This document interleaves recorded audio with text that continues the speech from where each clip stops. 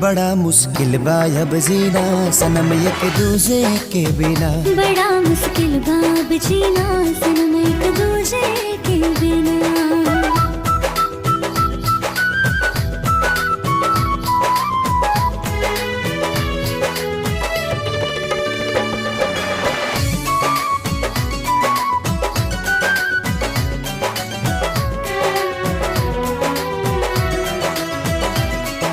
सावलिया के धुन पे गावे बाजे पायलिया छनन छनन छनन छनन।